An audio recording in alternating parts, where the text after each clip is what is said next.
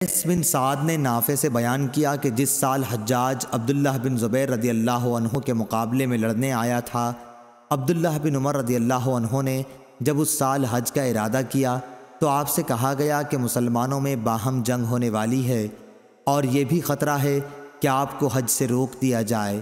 آپ نے فرمایا، تمہارے لیے رسول اللہ صلی اللہ علیہ وسلم کی زندگی بہترین نمونہ ہے۔ ایسے وقت میں بھی وہی کام کروں گا جو رسول اللہ صلی اللہ علیہ وسلم نے کیا تھا۔ تمہیں گواہ بناتا ہوں کہ میں نے اپنے اوپر عمرہ واجب کر لیا ہے۔ پھر آپ چلے اور جب بیدہ کے میدان میں پہنچے تو آپ نے فرمایا کہ حج اور عمرہ تو ایک ہی طرح کے ہیں۔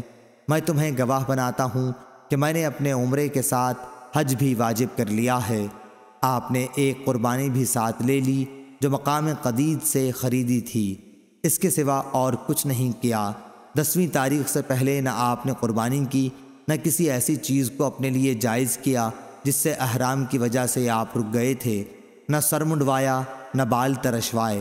10ویں تاریخ میں آپ نے قربانی کی اور بال منڈوائے۔ آپ کا یہی خیال تھا کہ آپ نے ایک طواف سے حج اور عمرہ دونوں کا طواف ادا کر لیا ہے۔